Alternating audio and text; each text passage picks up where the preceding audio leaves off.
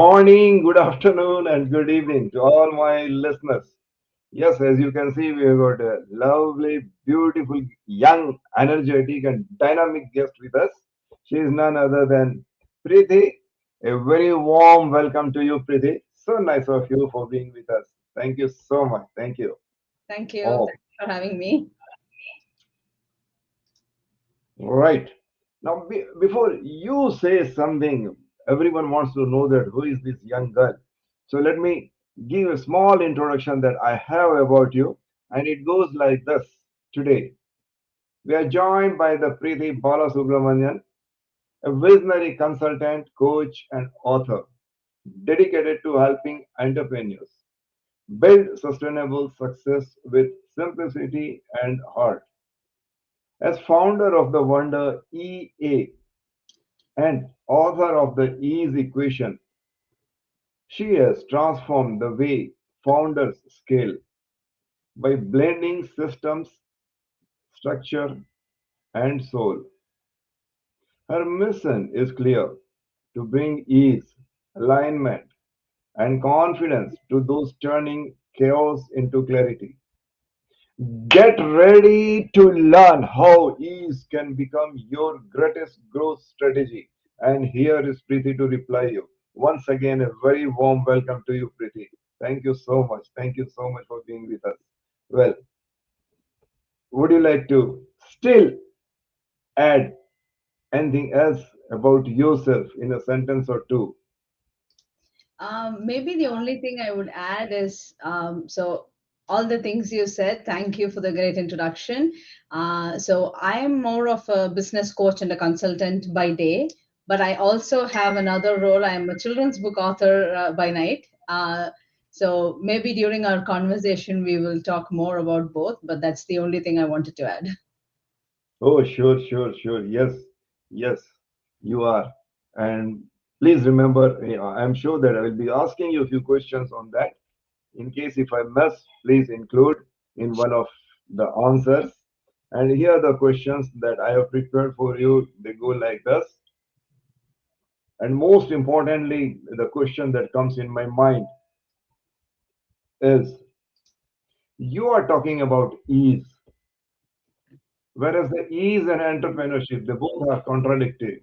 How Mhm. an entrepreneur can have his life or business with ease. Platform is yours. Pretty. Yeah. No, so like you said, for most people, when they hear about entrepreneurship and ease, yes, they think they cannot coexist.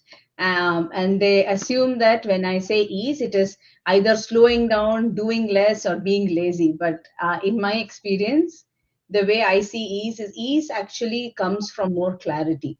So when you are clear in terms of as an entrepreneur what your role is, what is truly yours to do, and then when you have systems that are clear and the support, I mean the both the system support and the human circle of support.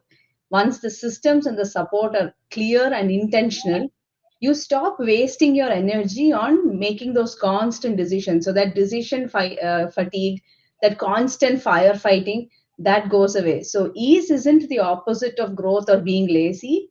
It allows growth to happen in a more sustainable fashion. That's how I define ease. Mm-hmm. Wow. Wonderful definition that you have given about ease. Yes, you are right.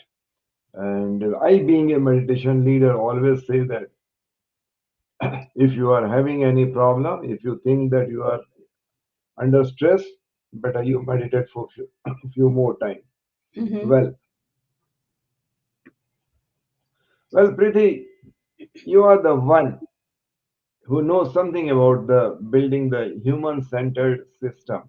Well, when this is the system, can you please give more detail about the system, how it works and how it helps? Okay. So when I speak of systems, for me, systems aren't like a rigid process or like those huge software solutions. It starts from like being a simple document, an SOP, to also the systems, but then they are about more of like for supporting that human behind the business, supporting the founder, supporting the entrepreneur. So it's that human who is the main focus there. So a good system should reduce like any friction, can add on to more stress or add on to the problems that the founder has. So whether it's as simple as like whether you're managing your inbox or it's onboarding a client, the question I always ask is, does this make that founder, or does it make your life easier, or does it make it more complicated? So if it's making Hmm. it more heavier, more complicated, then that system is not the right fit. It has to be more around that human that it's intended to support, and that's why I say like systems have to be more human centric, more supporting the person. And with a lot of people, it's like they fear technology because there's some system or something that somebody says, oh, you should have in your in your business. They install the system, they have no idea how to use the system, it's so complicated, and then it's like another additional task or another additional skill or something that they have to waste time learning and trying to figure it out. You're right. Yes, anything which is additional definitely needs time. And for that, Preeti, what do you suggest an entrepreneur should practice daily so that he is shifting from his stress to ease or the life with ease? I think I would say, like, as most of us, like everybody, when they get into business, when they start as a founder, as a business owner. And when you start as a founder, you're the one doing everything. Like, all the roles are yours. You are the visionary innovator behind your business. You're the admin, you're the marketer, you're the salesperson. Everybody is you. But then the shift happens when your business grows and you're at a certain level, and it becomes too much for you as a single person to handle it.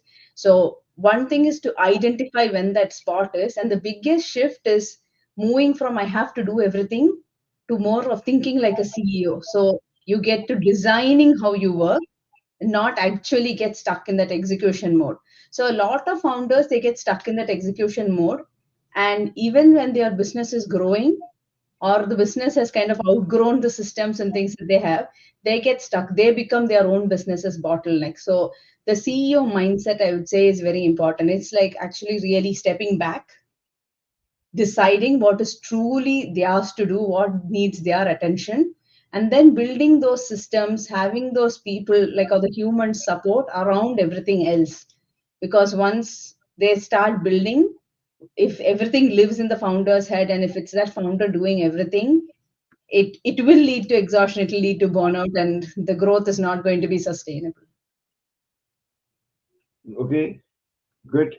I agree with you. You have told one of the way. Can you please elaborate it still more and tell that beside this, what are the other practices that an entrepreneur should take care of?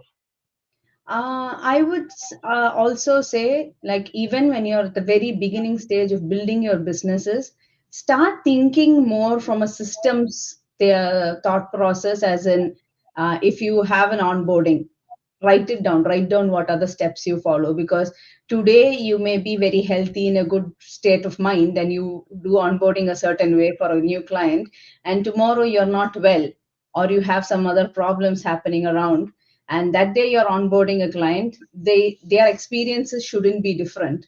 So even when you're absolutely at the beginning level starting up, one I would say is write down systems so that they are consistent. And in a way they also help you, because you're not deciding every time. It doesn't depend on your memory, on your decision, on your health or your availability. Somebody, and when your business grows to a certain level and you start hiring people, if somebody else does it, it will still be the same thing. So the end client or the end customer still gets the same experience, the same kind of onboarding. So for every simple process, I would say it starts with that. Like, try to make it as systematic as possible so that it's always consistent, whether it's you doing it, your team member doing it, anybody else doing it, the person receiving it shouldn't feel the difference. Yes, I was just visualizing my own system, and I fully agree with you that yes, one should have, no Mhm. doubt. I understand. But still, can you please give one example where you suggested someone, he applied your system and he found that it worked very well? Can you be a bit elaborate on one example for your system application? Yeah, so I do have one of my current clients that I support. So she is more of a she has a like her own membership community. She does monthly like member meetings and also does podcasts. And initially, it was all living out of her inbox basically, where she was just sending them emails and all the contacts were in her email and. If she were to step away for a day, nobody could actually run the business or nobody knew what was happening. Like the members will have to wait, the podcast won't get done, things won't get updated. So for her, like I went and basically created more like onboarding forms, like the automation at the back end. So when somebody fills a form, they automatically get certain emails. If there's a podcast, they get those specific reminders. They already get the and even from the podcast guests, like their bios, their headshots, their any information, they're all already there on the form. So it becomes easier for both parties when they have to finally get the thing done. And the same thing with ongoing member meetings. We now have a team already pre-decided for the whole year. So each month we know who is the subject matter expert to be brought into that meeting, or how it is supposed to be done, how early are meeting invites to be sent. And a lot of these things are also automated these days. Like there is AI in your Google systems, your Microsoft systems. So whichever one you're using, a lot of these things can be created as forms, can be automated at the back end. You can create dashboards and reports from there. So it becomes a lot easy for anybody else stepping in that person's place to also take on and continue what they are doing. Okay, yes. Has there is a difference between your ease equation and the system which you are suggesting? What is the similarity, or what is the difference, or what is something uniqueness in that? So my ease equation, as in my, it's also stems from my book called the ease equation, and Mhm. that book basically does talk about systems plus support to give you sustainable success.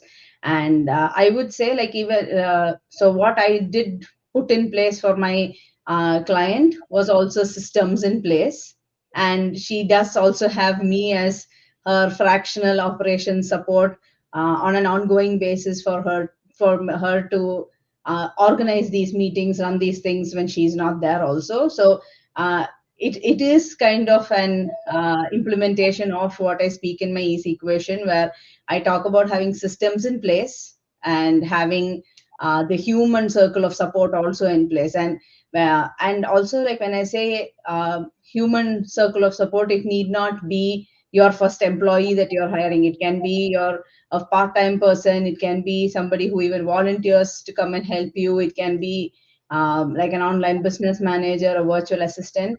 And in my book, I also have like a checklist or things that will help you identify who is that person you actually need. Because I find a lot of entrepreneurs, when their business gets heavy or business gets to a certain stage, they realize they need help, and then they go and hire a VA. But then even within a VA, it's a huge umbrella. Like you don't know if you need a marketing VA, you need a VA who can do your social media, or you need a VA who can handle your podcasting. You don't know which one you need. And if you do not align your needs with the person you're hiring, they are only adding on to more chaos and more problems, and they are not going to be able to help you.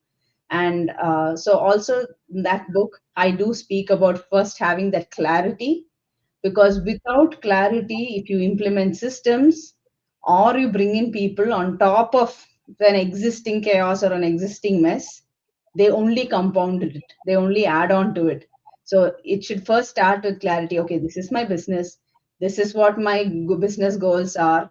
And if there are some things or processes or a certain thing, if you do it a certain way, you should have them written down, you should have them documented, and you should have a clear idea in terms of within my business, what is my role, what are the things I should actually be doing myself.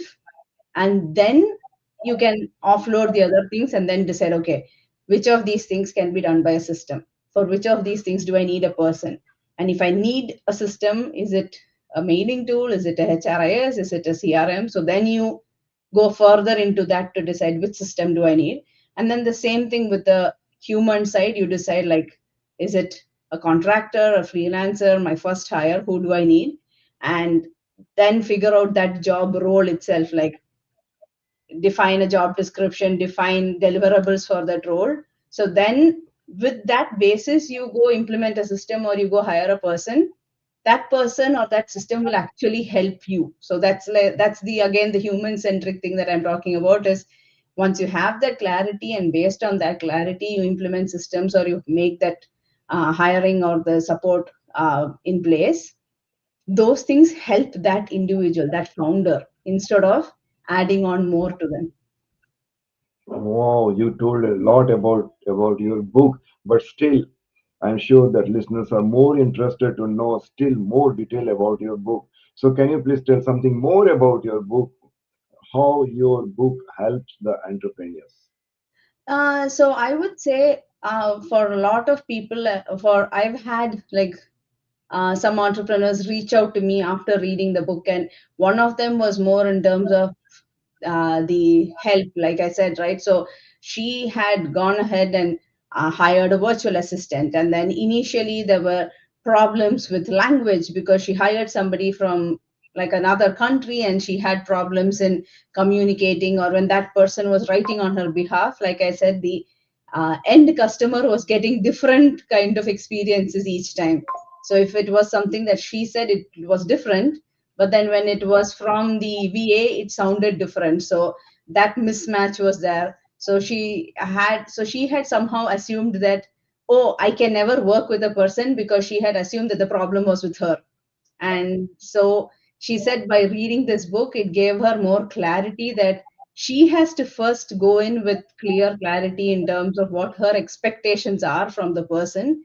And only then she can hire. If she went and blanket hired somebody and assumed that they would understand her way of thinking, or basically understand and do things the way she would, I mean, people are not mind readers. They can't do that. So she said that that book helped her realize that the clarity should come from her. And also with another one person who reached out to me, he felt that the book clearly had like checklists that helped him identify what kind of system he actually required. Like even when you say a business needs a CRM, all CRMs are not built the same. So you have to go and see like what is my requirement, what features do I need, and also like say if I go in for like a free tier of a CRM or something today, is that a CRM that can scale? So when my business grows bigger, when I have more people, can I use the same system and scale, or should I totally migrate to another system? Then that's an additional work you're adding on. So even when you're implementing those things, you have to make sure like it matches the expected growth for your business. So those are some things I have had feedback from readers of the book telling me that it helped them in those areas. Oh, and as you said that one of the questions that came to my mind is you are stationed in US and all readers that you are they are from all over the world, and definitely they must be feeling the vast gap between the language that any entrepreneur uses and the language that the worker or his subordinate understands. So, can you give one example of such type where the understanding the language for an entrepreneur and his staff is somewhat different and how he should cope with that? I would say one is like even when you say language, most of the world does speak English, but then sometimes if you do not break it down to like very simple, understandable steps, and don't use complicated vocabulary, don't use like huge complex sentences, and unless you break it down in a way, in your head it might make perfect sense to you. You understand completely Right. what you're talking about, right? But then Yes. when you're explaining it to the other person, that person may not understand. So uh, the way I would tell you is anytime you're trying to teach something to somebody, assume you're teaching a 5-year old. Break it down to the level of a Oh. 5-year old, anybody would understand. Uh-huh. Like, and I think like even with my the ease equation book, or like I initially mentioned, the story books I write for children, I think that is the feedback I have received is it's written in a very simple way, but at the same time, it's written in a very empathetic way that they are able to understand and relate to it. And like even with my Ease Equation book, another feedback that I have received from readers is that a lot of these business help books, they kind of sound patronizing, as if they are saying what the entrepreneur is doing is wrong. What you're doing is wrong. You shouldn't do it this way. You should do it that way. But then my book more talks to them like, no, what you're doing is not wrong, but the way you're designing it is needs to change, or the way you're looking at it needs to change, because there is no right or wrong in these things, and each of us, what we do today or the way we look at even our work or the number of hours we put towards work, all also stems from what we have seen growing up, the stories we have heard growing up, right? Like if you raised in a family where you've always seen your own parents doing like 60-hour work weeks, you think the more I work, the more I will achieve, right? So it's all those pre-programming and what you've grown up with and what you've seen. And so there is no right or wrong. It's what you're doing is right for you. So you just need to Right. understand that and tweak the things to support you as a person, support your business. Okay. And just now you mentioned something about the book about the kid, and you have specialty in storytelling for the kids, and that is the My Stick India for the kids. Yes. Okay. Can you please link your business with this creative side of your story and kids and business? I How think do you combine for all this? for me, like I would say, like whatever I do, whether it's helping an entrepreneur or writing books for kids, or like even I do volunteer at like activities with my children. I volunteer with the admin association here. For me, the way I see it is anything I do it with my heart. I do it from a place of good, and my intention in all of these is to finally bring that ease and calm to whoever it is, that the audience that I'm serving. So if it's children, it's trying to bring them that calm and that ease, and being able to teach them values and lessons in a way that relates to them, makes it more understandable, makes it more accessible, without it becoming rules. If you tell them like, oh, these are ABC rules to follow, kids do not want to do it. But then if you presented it in a way that it's like a story and it's a character that they can follow, or it's a superhero that they can follow, then they would do the same thing, but without realizing that there are rules, or without realizing what they're doing. So it's that structure. And even there, it's that. And with little children, we all know they need systems, they need structure. You need to tell them, like, every day, this time, this is what happens. And that is how they thrive. And the same thing goes for entrepreneurs or us as adults also. We also do need systems to regulate ourselves. We also need a systematic way of doing things. And like I said, in the business side of it also, for me, it's bringing them that calm, bringing them that ease in their business. So whatever I do, my baseline philosophy is the same. I do it from a place of good, and I do it for like bringing them calm and bringing them ease in their life. And maybe a Oh, little bit I can add about my books here is, yes, from the business side, my book is the Easy Equation. But for the storytelling for children, I have two series now. One's called The Mystic India for Kids, and that series has 6 books now, and it's basically based on the Indian Hindu mythology.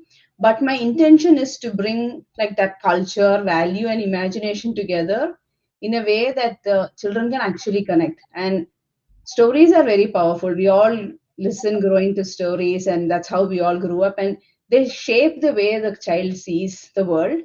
And for me, I would say, like, the more different cultures that you are exposed to and the more you know about them, it actually makes you a more grounded person. And when you are interacting with other, and oh, I don't know what happened. So, and then when you are also trying to like talk to Where is this coming from? I don't know. Something's reading from somewhere. Can you hear that or no? Oh yes, it's disturbing.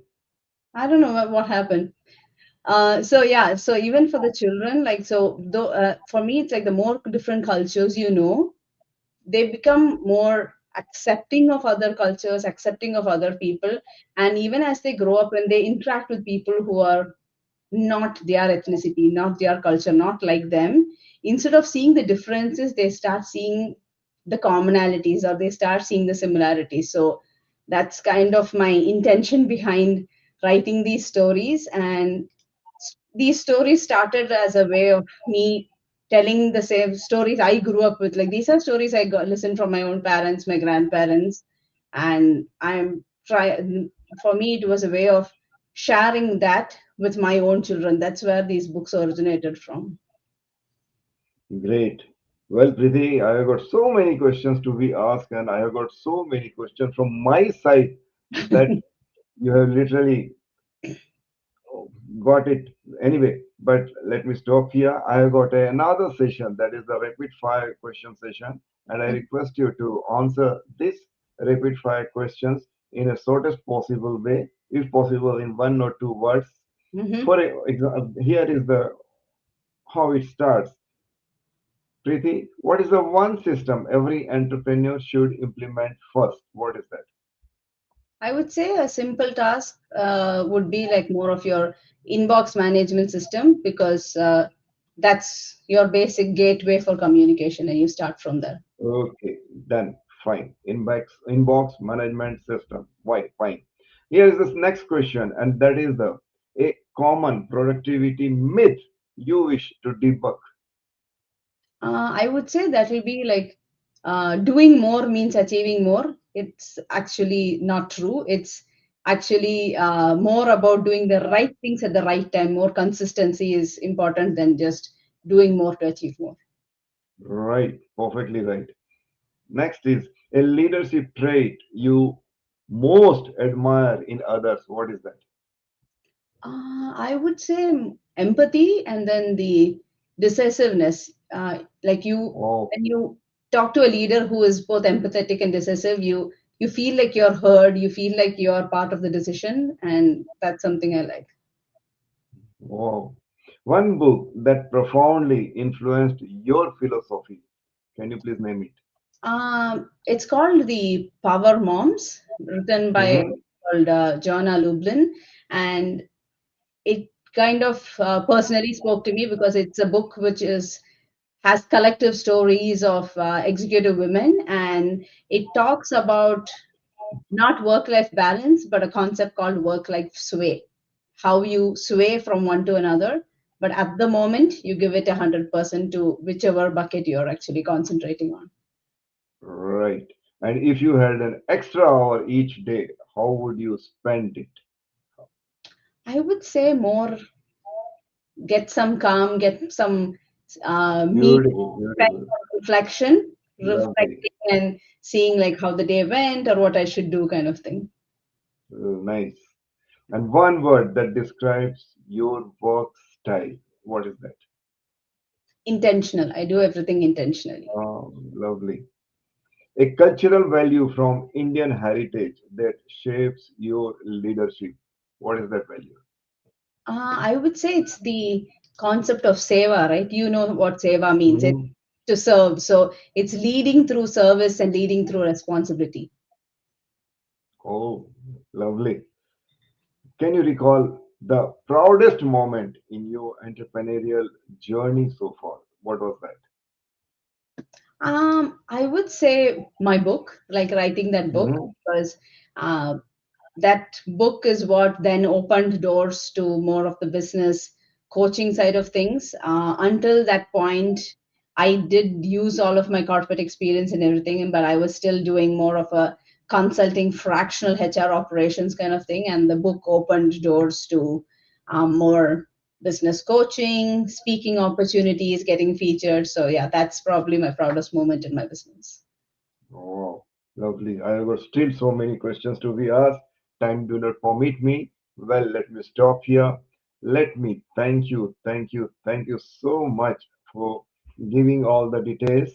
Thank you. Well, well, I would certainly conclude this session by saying that no doubt you told something with ease, simplicity, but each and every sentence that you told had deep meaning. Telling is very simple, but implementing is really it's most difficult. But Hmm. if someone can believe in the system and implements, yes, it works. So nice of you.